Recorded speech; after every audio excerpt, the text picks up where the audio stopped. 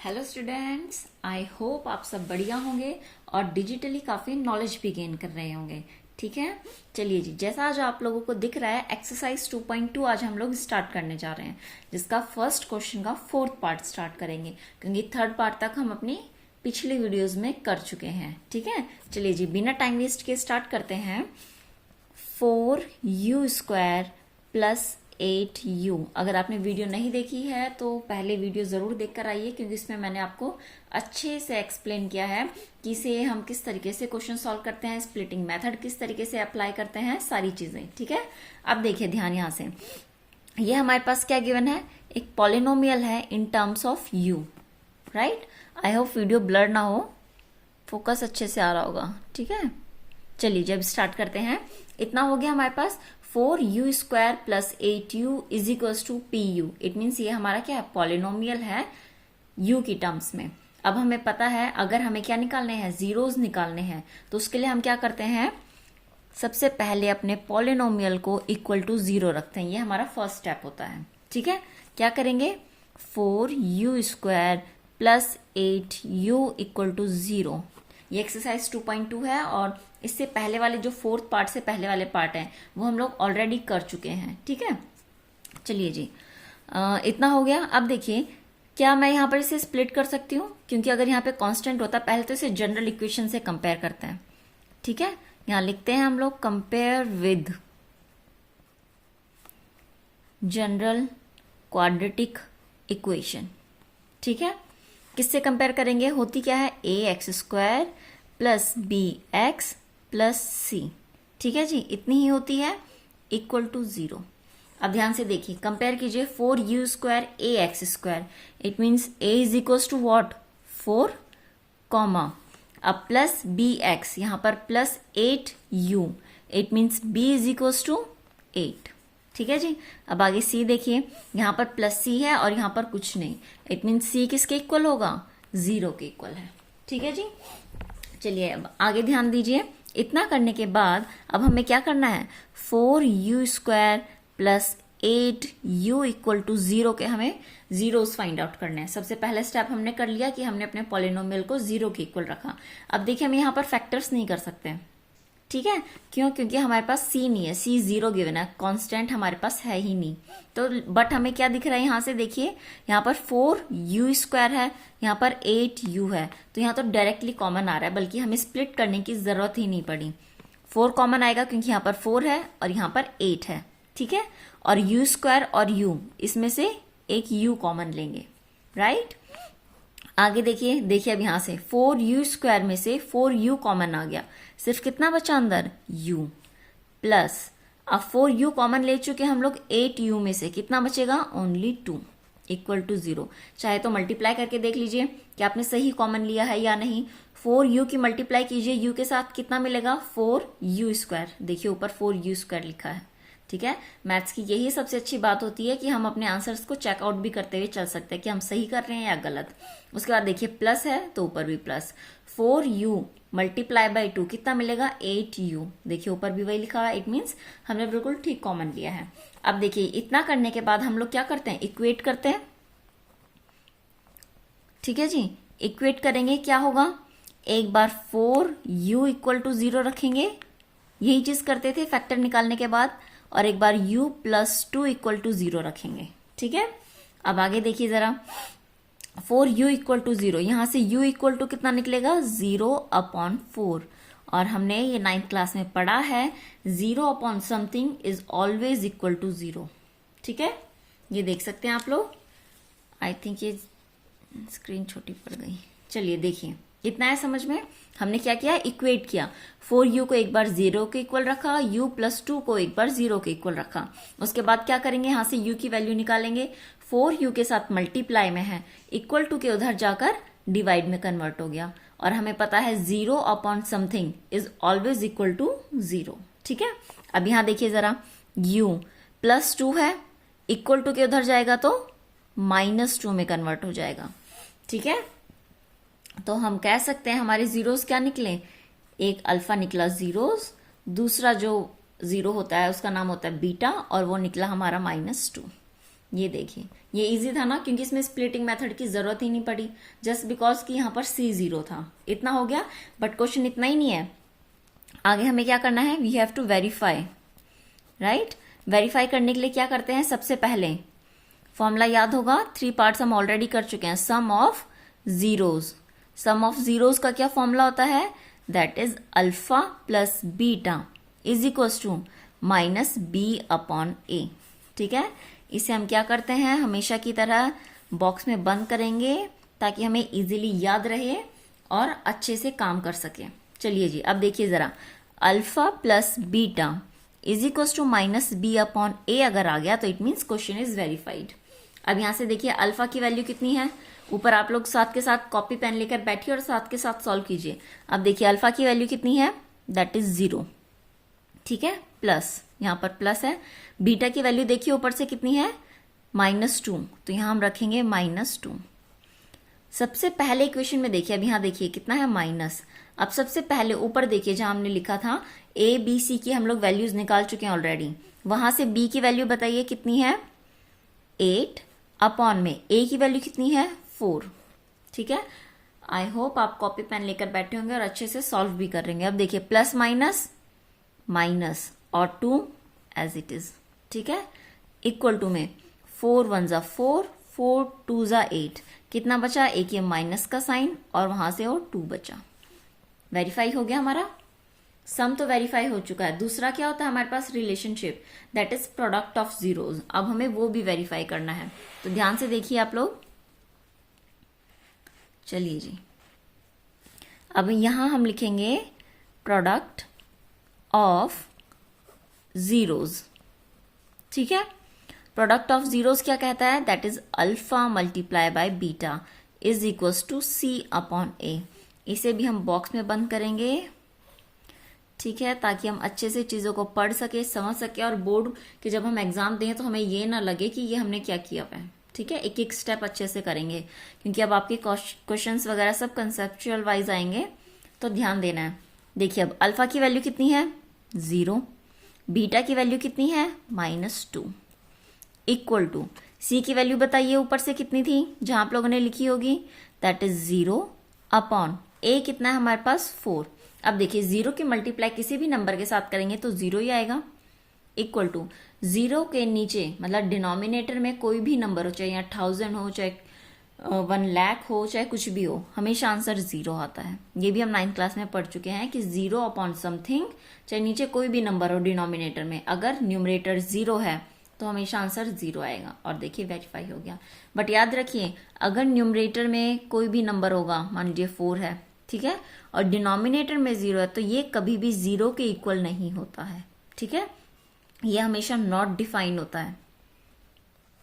क्या होता है, ये हमेशा नॉट डिफाइन होता है। ठीक है जी, इस बात का ध्यान रखिएगा, कहीं कंफ्यूज मत हो जाना। चलिए अब हमारा 4th पार्ट अच्छे से कंप्लीट हो गया है। अब हम करते हैं अपना 5th पार्ट। 5th पार्ट हमारे पास गिवन है, दैट इज t² -15। ठीक है, फोकस अच्छे से आ रहा है। चलिए जी देखते हैं अब। जी हाँ, कितना है हमारे पास, t² -15। अब t² -15 है, इसे किस तरीके से सॉल्व करेंगे, ये हमारे पास कैसा गिवन है, polynomial in terms of t। ठीक है, वैसे तो x y z किसी में भी आ सकता है, यहाँ पर किस में गिवन है, t में गिवन है। सबसे पहला स्टेप हमारा क्या होता है कि हम पॉलिनोमियल को इक्वल टू 0 रखते हैं, क्योंकि हमें जीरोज निकालने होते हैं, और जीरोज निकालने के लिए हमें पता है कि पॉलिनोमियल हमारा 0 के बराबर होना चाहिए। ठीक है, तो क्या लिखेंगे हम यहाँ, t² -15 इज इक्वल टू 0। उसके बाद देखिए फर्स्ट स्टेप तो ये हो गया। सेकंड स्टेप हमेशा क्या होता है, कंपेयर करना है, किसके साथ, compare with general quadratic equation, और वो क्या है हमारी, ax² plus bx plus c equal to 0। ठीक है, इतना आया। अब कंपेयर कीजिए, यहां पर है ax², ऊपर है t², तो इसका कॉफिशिएंट कितना हो गया, a1, क्योंकि यहां पर 1 ही होगा मल्टीप्लाई में। ठीक है जी, अब आगे देखिए, यहां पर है प्लस bx, यहां पर क्या t का कोई कॉफिशिएंट है, t² का तो 1 हो गया, लेकिन t का कोई कॉफिशिएंट नहीं है, इट मीन्स 0। ठीक है जी, आगे ध्यान दीजिए, फिर है प्लस सी की वैल्यू, और यहाँ है -15 कांस्टेंट, तो कितना आ जाएगा, कांस्टेंट आया -15। ए बी सी की वैल्यू ध्यान रखिए, अच्छे से कॉपी में लिखिए, क्योंकि ये बाद में जब वेरीफाई करते हैं ना क्वेश्चन तब काम आती हैं। हमने स्टेप यहीं क्लियर कर दिया। अब चलिए जी, अब स्टार्ट करते हैं। अब हमें क्या निकालना है, जीरोस फाइंड आउट करना है। t² - 15 = 0। अब देखिए जरा, स्प्लिट किसे करें, क्योंकि स्प्लिट तो हम लोग t के कॉफिशिएंट को करते थे ना, और यहाँ तो t² है या फिर सिर्फ कांस्टेंट है, तो इसे स्प्लिट करने की जरूरत ही नहीं है। अब पीछे वाले पार्ट की तरह देखिए, जो फोर्थ पार्ट अभी हमने सॉल्व किया, किसमें से तो कुछ कॉमन भी नहीं आ रहा है। अगर कॉमन ही ले तो अब हमारे पास लास्ट ऑप्शन बचता है क्या, कि हम क्या करेंगे, देखिए जरा, -15 को इक्वल टू के उधर ले जा सकते हैं, कितना बचेगा, t² = प्लस का 15 हो जाएगा। ठीक है, अब ध्यान दीजिए क्या करेंगे, स्क्वायर इक्वल टू के उधर जाकर किस में कन्वर्ट होगा, अंडर रूट में कन्वर्ट हो जाएगा। तो t जो आंसर आएगा +-√15। अब ये लाइन बहुत अच्छे से समझिए जरा, प्लस माइनस क्यों लिखा मैंने, ध्यान से। जब भी स्क्वायर हमेशा इक्वल टू के उधर जाता है, आपको इतना तो पता है, अगर प्लस इक्वल टू के उधर जाएगा तो माइनस में कन्वर्ट होगा, माइनस इक्वल टू के उधर जाएगा तो प्लस में कन्वर्ट होगा, मल्टीप्लाई इक्वल टू के दूसरी साइड जाता है तो डिवाइड में कन्वर्ट होता है, और डिवाइड इक्वल टू के सेकंड साइड जाता है, दूसरी साइड जाता है तो हमेशा मल्टीप्लाई में कन्वर्ट होता है। अब यही इसी तरीके से इसका देखिए, अगर स्क्वायर इक्वल टू के उधर जाएगा, ठीक है, यहाँ पर स्क्वायर लिख देते हैं, अगर स्क्वायर इक्वल टू के दूसरी साइड जाता है तो हमेशा प्लस माइनस अंडर रूट में कन्वर्ट होता है। ठीक है, ये चीजें ध्यान रखिएगा। अब देखिए प्लस माइनस से क्या मतलब हुआ, क्योंकि कुछ बच्चे सिर्फ इतना ही नहीं पढ़ रहे होंगे, आगे उन्हें अपने IITs और मेंस की भी तैयारी करनी होगी, तो ये चीज समझना बहुत इंपॉर्टेंट है कि स्क्वायर हमेशा प्लस माइनस 2 टर्म्स लेकर क्यों जा रहा है, एक भी तो ले जा सकता है। ठीक है, देखिए अब चलिए समझते हैं इसे, बस 1 मिनट का खेल है। अब देखिए जरा, आप मुझे +√15 का अगर मैं स्क्वायर करूं तो मुझे आंसर कितना मिलेगा, प्लस का स्क्वायर कितना होगा प्लस, और √15 का स्क्वायर करेंगे तो 15, क्योंकि हमें पता है रूट और ये स्क्वायर आपस में अपोजिट होते हैं, इसलिए कैंसिल आउट हो जाते हैं। आंसर 15। 9th क्लास के लॉज ऑफ एक्सपोनेंट चैप्टर में पढ़ा था हमने 9th में। ठीक है, -√15 का अब स्क्वायर कीजिए, इक्वल टू कितना मिलेगा, माइनस का स्क्वायर बताइए कितना होता है, पॉजिटिव, और √15 का स्क्वायर कितना होगा 15। देखिए 15 यहां से भी और यहां से भी, दोनों के आंसर से हमें 15 ही मिल रहा है, इसलिए हमें नहीं पता जो ये वाला 15 है ये प्लस की वजह से है या माइनस की वजह से, इसलिए हम दोनों का इस्तेमाल करते हैं। ठीक है जी, अब दूसरा देखिए जरा, हमें ये भी पता है स्क्वायर के मैक्सिमम 2 ही फैक्टर्स होते हैं, तो t एक बार इक्वल टू कितना आया, प्लस का √15, और दूसरी बार जो t आएगा, दूसरा जो इसका जीरोस बनेगा, दैट इज माइनस का √15। ओके, तो इसी को हम लोग क्या बोल देंगे, अल्फा = √15, बीटा = -√15, क्योंकि ये इसके जीरोस आए। आई होप आपको ये चीज और ये पूरा कंसेप्ट समझ में आया होगा। अगर नहीं आया तो वीडियो को एक बार फिर से रिवाइंड कीजिए और फिर से ट्राई करके देखिए समझने का, बहुत इजीली समझ में आ जाएगा। ठीक है, चलिए जी अब आगे करते हैं सॉल्व। अब हमें क्वेश्चन तो निकल गया, जीरोस तो निकल गए, नेक्स्ट स्टेप क्या होता है हमारा, वी हैव टू वेरीफाई करेंगे अब हम यहाँ पे। ठीक है, वेरीफाई करने के लिए देखिए क्या करते हैं, हमें पता है सबसे पहले क्या, सम ऑफ जीरोस। ध्यान से लिखिए कि एक स्टेप को, ताकि बाद में कोई दिक्कत ना आए। That is alpha plus beta, और ये बहुत इजी तरीका होता है अच्छे से चीजों को परमानेंटली याद करने का। अल्फा प्लस बीटा कितना होता है, -b/a, और हमें पता है कि इसे हम ब्रैकेट में बंद करते हैं, अपनी जितनी भी आइडेंटिटीज या लॉज का हम इस्तेमाल करते हैं। ठीक है, चलिए जब देखिए alpha plus beta equal to -b/a, alpha कितना है √15। ठीक है, ऊपर से देखिए प्लस बीटा कितना है, माइनस का √15। अब 2 साइन एक साथ नहीं रख सकते, इसलिए ब्रैकेट लगाना पड़ेगा। ठीक है, इक्वल टू, यहां पर इक्वल टू है, माइनस, अब ऊपर से b की वैल्यू देखिए, जहां पे ये क्वेश्चन सॉल्व कर रहे होंगे, b हमने निकाला था 0, अपॉन में a हमने निकाला था 1।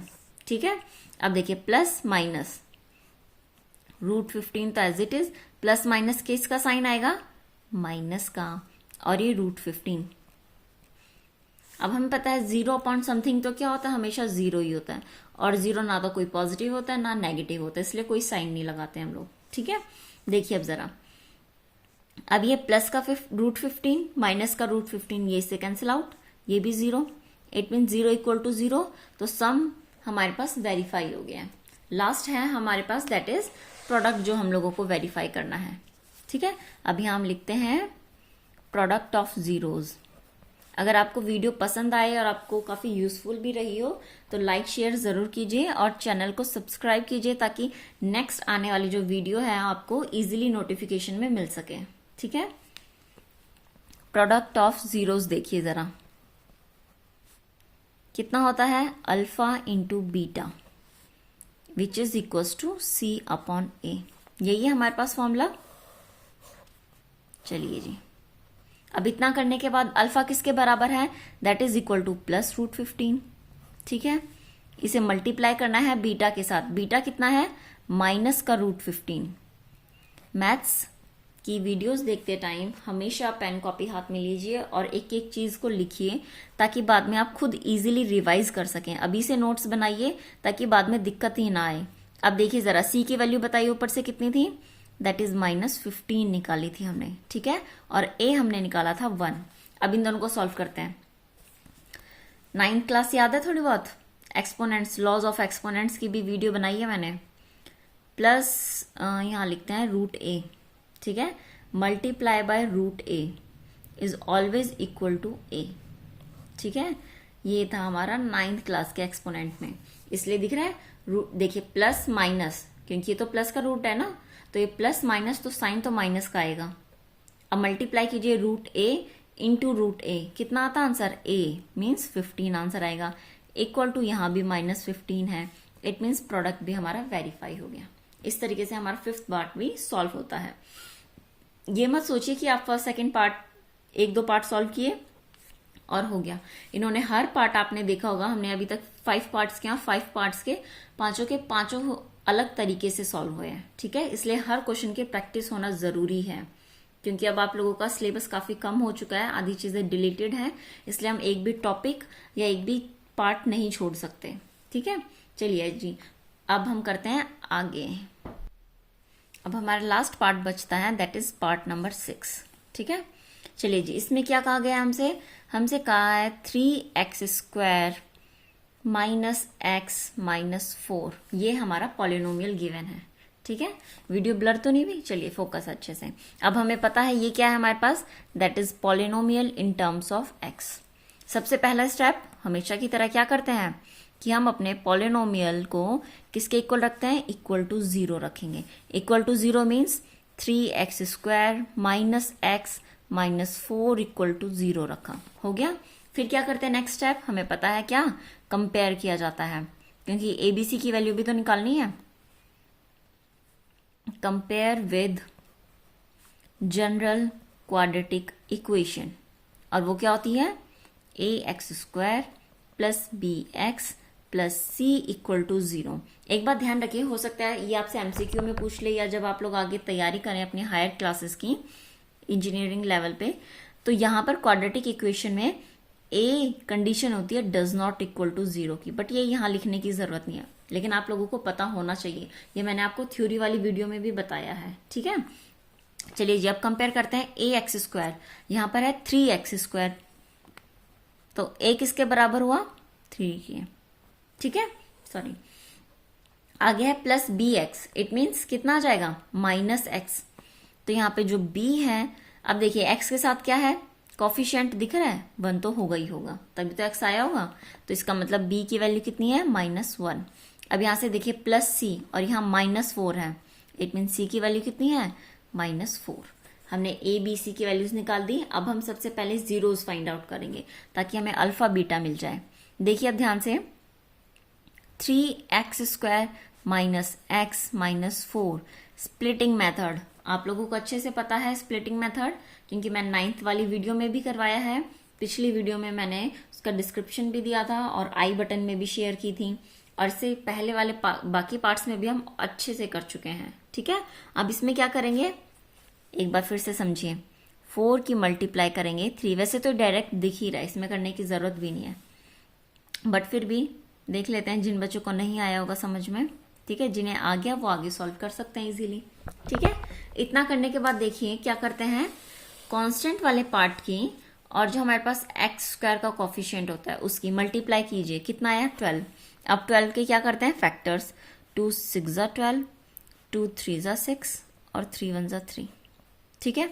अब x को मुझे इस तरीके से स्प्लिट करना है, इन तीनों को इस तरीके से अरेंज करना है कि माइनस करने पर इस साइन से पता चलता है कि उन दो फैक्टर्स को हमें माइनस करना है या प्लस करना है। तो क्या करना है, माइनस करना है। माइनस करने पर मुझे माइनस ही मिलना चाहिए। देखिए एक बार मैंने लिया 2 2 मीन्स 4 और 3 लेते हैं, 4 3 ज़ा 12 हो गया, इन तीनों को ही तो लिया, 2 2 ज़ा 4 लिया और 3 को अलग से लिया। अब अगर देखिए मैं -4 कर दूं और +3 कर दूं तभी भी तो माइनस हो रहा है, क्योंकि माइनस ही करने हमें दोनों। अगर मैं +4 कर दूं और -3 कर दूं तब भी माइनस होगा, बट अब इन दोनों में से लेंगे क्या। देखिए इसे सॉल्व करते हैं तो -1 मिलेगा, इसे सॉल्व करते हैं तो +1 मिलेगा, और मुझे माइनस करने पर माइनस का 1 चाहिए, इसलिए माइनस करने पर माइनस का 1 यहाँ से मिल रहा है। तो हमारे पास जो दो पार्ट्स निकलेंगे स्प्लिट करने पर वो ये वाले होंगे, ना कि ये वाले। आया समझ में। चलिए अब देखिए जैसे जैसे आप इसे प्रैक्टिस करते रहेंगे आपको इसकी आदत पड़ जाएगी और ये सब करने की जरूरत नहीं पड़ेगी, डायरेक्ट देखकर ही पता चल जाएगा। बट ये है स्टार्टिंग है तो इसलिए हमें प्रैक्टिस करनी पड़ेगी। अभी ऐसे प्रैक्टिस कीजिए ताकि पेपर में इजीली कर सको और आगे के लिए भी आप बहुत अच्छे से समझ पाओगे, ठीक है। ये आपको परमानेंटली याद हो जाएगा। देखिए जरा अब इतना हो गया। अब हमें पता है 3x², x को स्प्लिट करके क्या लिखा हमने, that is -4x and +3x, और ये -4 as it is, okay, equal to 0। अब ध्यान दीजिए इन दोनों में से क्या कॉमन आ सकता है हमारे पास, हम कॉमन लेकर आएंगे। देखिए कांस्टेंट में से तो कुछ कॉमन नहीं आएगा, बट यहाँ पर x² है, यहाँ x, it means x common आएगा, ठीक है। यहाँ से x कॉमन लिया, क्या बचा 3x, माइनस यहाँ से x कॉमन आ गया, कितना बचा -4 बचा, ठीक है जी। अब देखें इन दोनों में से कुछ कॉमन आ रहा है जी नहीं, बट हमें पता है 1 तो हमेशा ही कॉमन आता है, ठीक है। 3x -4 as it is. अब क्या करेंगे, यहाँ भी 3x -4 और इसमें भी 3x -4, तो अब यहाँ से हम कॉमन क्या लेंगे, 3x -4 हमने क्या लिया, कॉमन लिया। अब देखिए ध्यान से यहाँ से 3x -4 कॉमन आया, कितना बचा, ओनली x। यहां से 3x -4 कॉमन लिया, कितना बचा, +1, दैट इज इक्वल टू 0, ठीक है जी। अब हमें पता है फैक्टर्स तो निकल गए, इक्वेट कर दीजिए 3x -4 इक्वल टू 0, और एक बार लेंगे x +1 इक्वल टू 0। यहां से देखिए 3x माइनस का 4 है, इक्वल टू के उधर जाकर प्लस का 4 बन जाएगा, ठीक है। इतना देखते हैं, और x इक्वल टू 3 x के साथ मल्टीप्लाई में है, इक्वल टू के उधर जाएगा तो डिवाइड में कन्वर्ट हो जाएगा, तो कितना निकला 4/3। यहां से देखिए जरा x इक्वल टू प्लस का 1 है, इक्वल टू के उधर जाएगा तो माइनस का 1, तो हम कह सकते हैं अल्फा निकला हमारे पास 4/3 and beta is equal to -1, ठीक है जी। इतना है समझ में, ठीक है। अब आगे देखिए जरा, सबसे पहले अब हमें करना है वेरीफाई, ठीक है। क्या करना है हम लोगों को, वेरीफाई करना है, करते हैं। चलिए जी वेरीफाई करेंगे, कितना आएगा, सबसे पहले वेरीफाई करते हैं सम ऑफ जीरोस को। सम ऑफ जीरोस कितना होता है हमारे पास, अल्फा प्लस बीटा, और ये इक्वल होता है -b/a के, ठीक है। इतना ही होता है, ठीक है जी। अब आगे देखिए, alpha plus beta is equal to -b/a। Alpha कितना है हमारे पास 4/3, ठीक है, प्लस बीटा कितना है -1 इक्वल टू माइनस, यही है b की वैल्यू ऊपर से बताइए जरा कितनी थी, -1 थी, और a की वैल्यू कितनी थी हमारे पास 3, ठीक है। चलिए जब इसे सॉल्व करते हैं 4/3 प्लस माइनस माइनस, और ये 1 एज इट इज, इसे सॉल्व कीजिए -- प्लस 1/3 एज इट इज।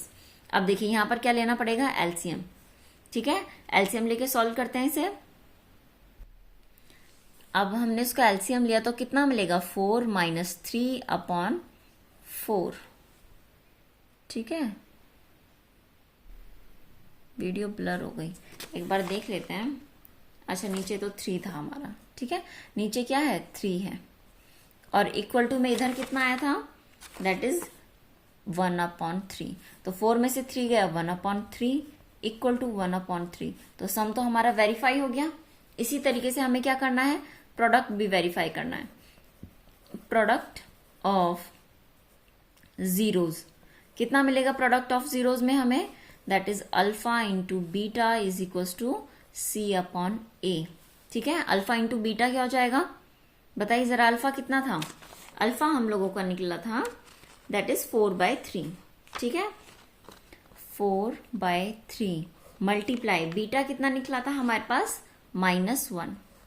अब पीछे से देखकर बताइए C की वैल्यू कितनी थी, C की वैल्यू बताइए जरा कितनी थी, -4, और A की वैल्यू कितनी थी हमारी, 3। अब देखिए इन दोनों को मल्टीप्लाई कीजिए, -4/3 इक्वल टू -4/3। ये हमारा प्रोडक्ट भी वेरीफाई हो गया है। ठीक है जी, आज के लिए इतना काफी है, काफी लंबी वीडियो बन गई है। वीडियो को आप शेयर और लाइक भी कर सकते हैं अगर आपको पसंद आई हो तो। ठीक है, चलिए जी, थैंक यू।